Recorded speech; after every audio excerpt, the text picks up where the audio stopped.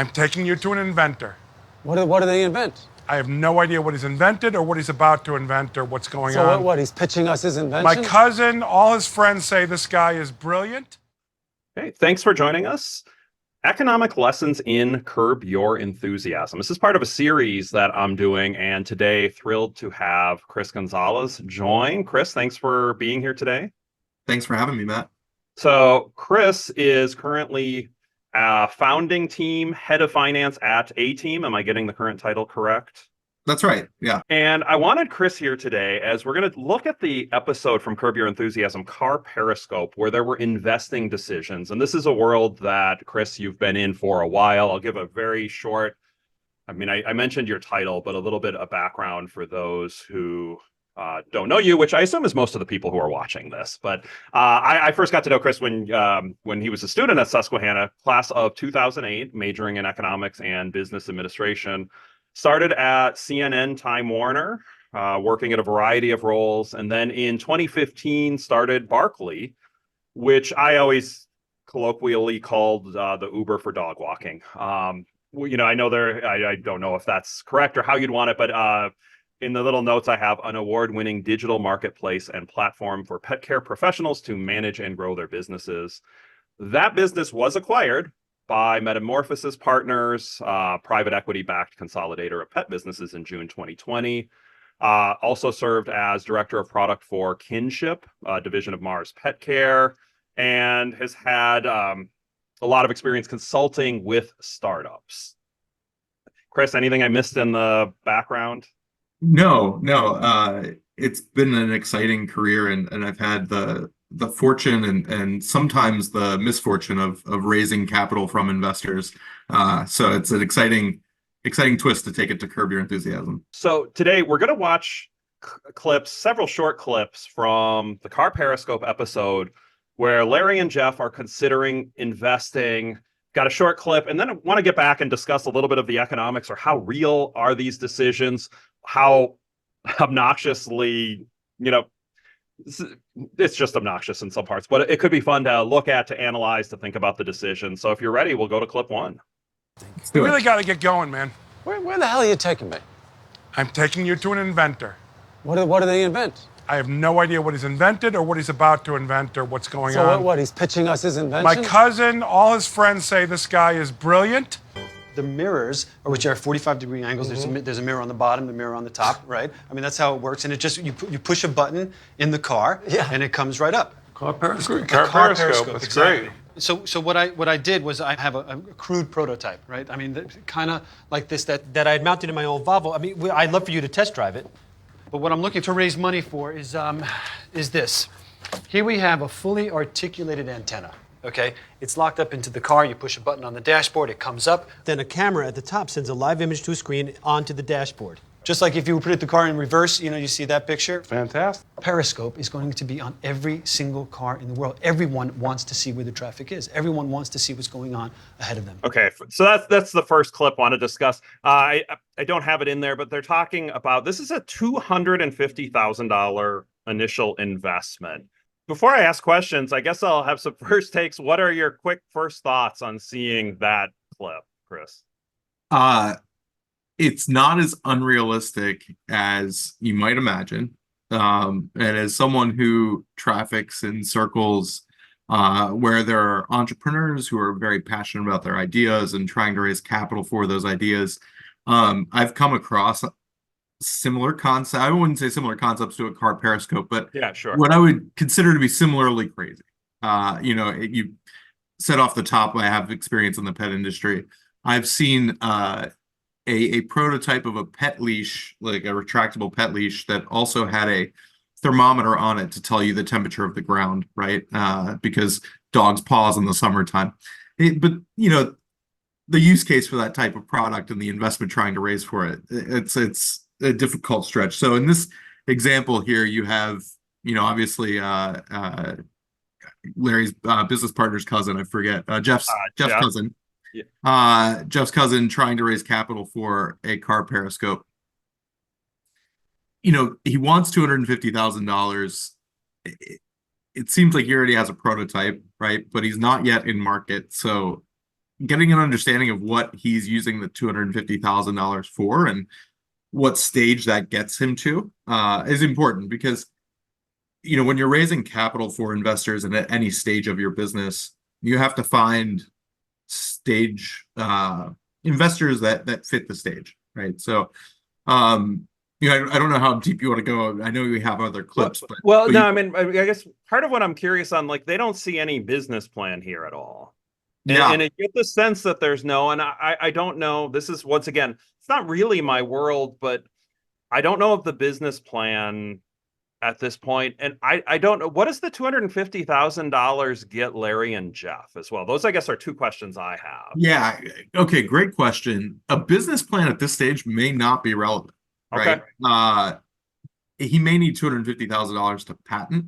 He may need, but before he has a functioning device, going to market with that device and, a more thorough business plan may not be relevant at this stage. For an investment this early, investors should expect significant either ownership stake or something to de-risk this investment and obviously give them outsized returns if it's successful. Because the earlier the stage of your investment, the greater the risk is that it'll actually be successful. And so for Larry and Jeff, I think they would expect a pretty substantial ownership stake either in the entity that owns the intellectual property, or I guess some debt instrument, right? So those are the two ways to finance it, either equity or debt, that would give them really preferential alpha returns, again, if it's successful. If it works. Okay. No, thanks. Several more clips of more questions as we go through. So let's watch clip number Very 2. nice to meet you. Yeah, same. Hi. Hi. Gabby. Hi, Gabby. Jeff. Jeff, hi, nice Hi, to meet you. Larry. Larry, hi. Hi. Oh, I'm Ira's wife. Oh, okay, okay. Do you guys like the invention? Sure. Yeah, great. Yes, good. Thank you. Very clever. Yeah, isn't Yeah. it so cool? He is so talented. Yeah, we're going to be thinking about it. We'll talk to you soon. Okay, great. Sounds great. I think we can Can't make wait. a lot I of look money forward with to it, too. I hope Don't so. you? Nice- Me nice too. meeting you. Take care. Okay, take care. Nice to meet you. Thank you. Bye. He's pretty sweet, right? Okay. Can I tell you something? Any questions I had about this guy were just answered. Without a doubt. He's smart. He's good looking. He can have anybody. He chose her. That tells you everything you need to know. This guy's got integrity. I trust him now. I trust him completely. I trust him. You trust him too? I do, absolutely. You know what? We need to test drive it, though. All right. We got to test. Larry and Jeff's way of assessing the trustworthiness of the client, of their potential, who they're investing in, is the fact, and in a way that only Curb Your Enthusiasm can show. They think that this person could find a much more attractive spouse and is choosing to stay with. That obviously is a test of character in the show. Okay, real world wise, I'm hoping that's never the test of character that somebody relies on. I'm curious what kind of what might be done though if investors come in saying, hey, how can we trust this person?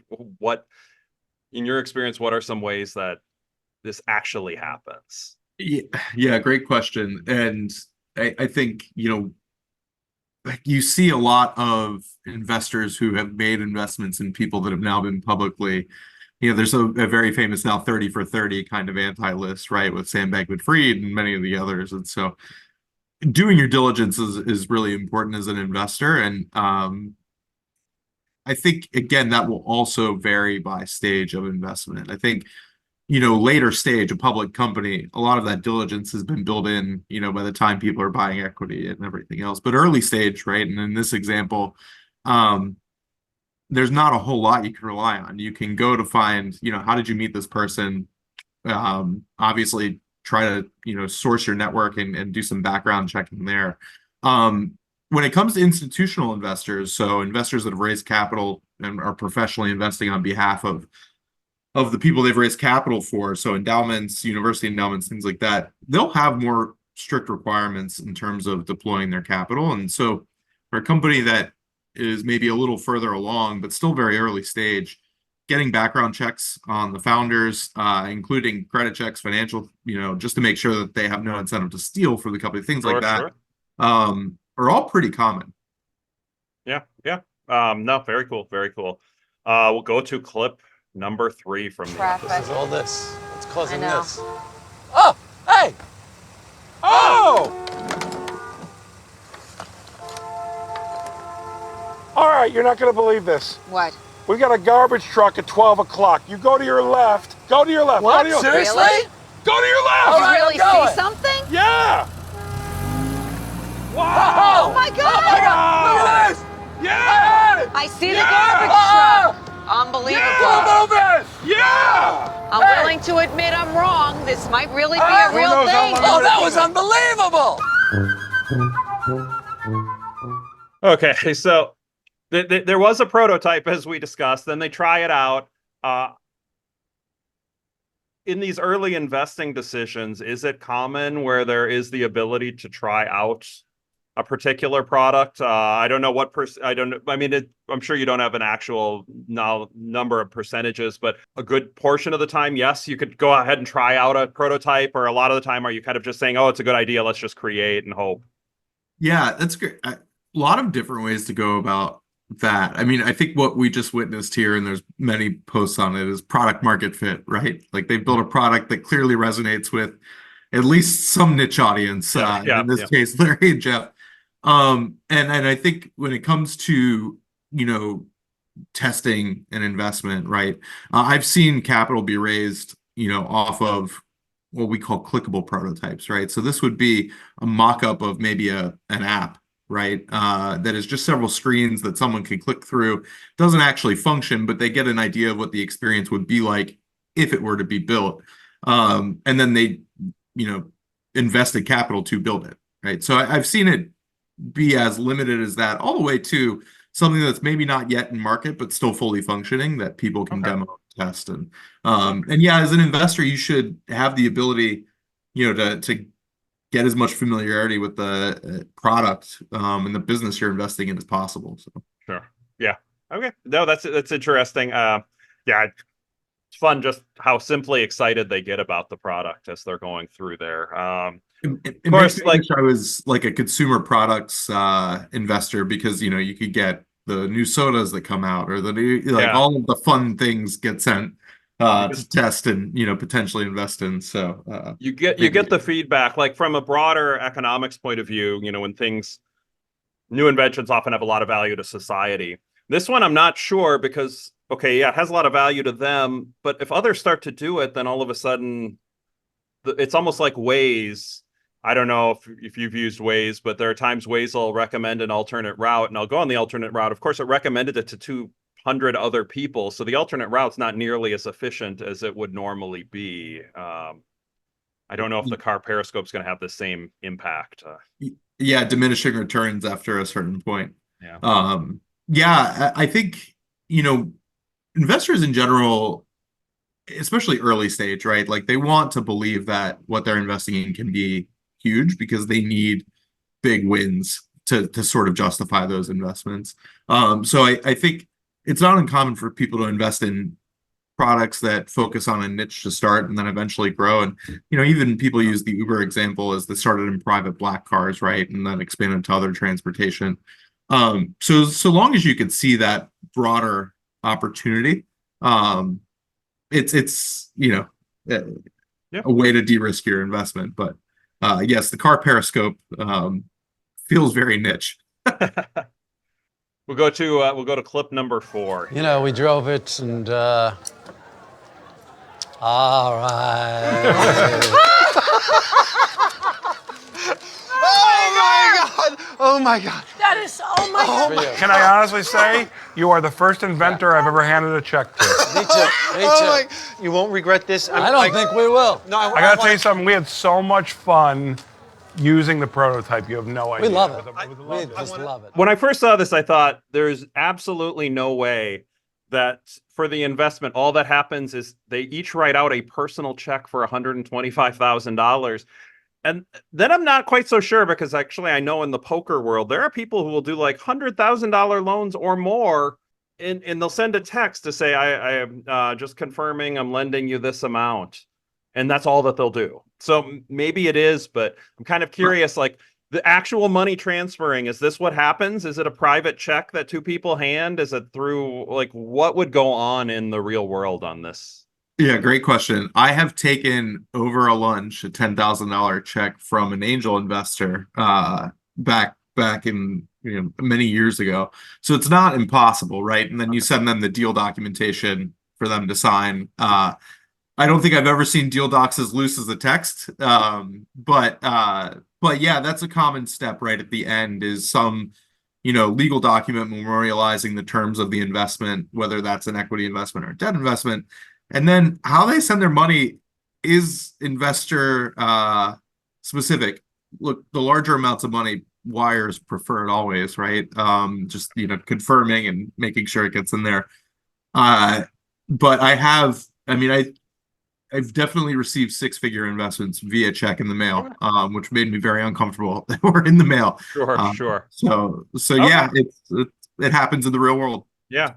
And then, and this will be a tougher one, because I'm sure it's very product or investment specific, but a lot of the time on the investments, the product will completely fail. It will never go to market, and the investment would be lost.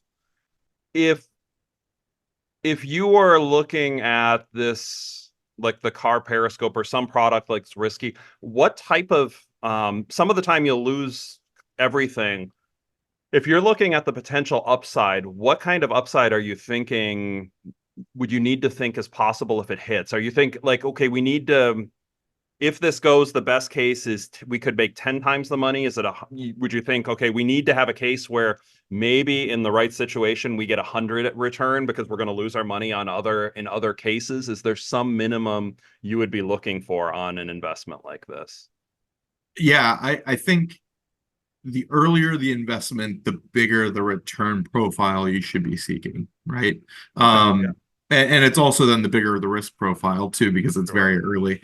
But it's not uncommon for institutional investors that play very early to seek 100x or more returns on their investment, which sounds crazy, but what they're really seeking are businesses like Uber, that are now worth $30 billion. And if you invested $100,000 check when the valuation of Uber was $1 million, or even at $10 million, you will have hit that return profile. Sure. Given where they are today. And the reality is that isn't that many years later, given all of that return, right? Like from 2010 to 2024, it's 14 years and many thousand X returns. So the earlier the investment, the bigger the return profile. And I think to counterbalance that, and this is to your earlier point, you have a lot of failures. You expect out of a portfolio of 100 investments, probably 99 failures, but that one that is 100 or 1,000x returns your fund and then some, right? Yeah.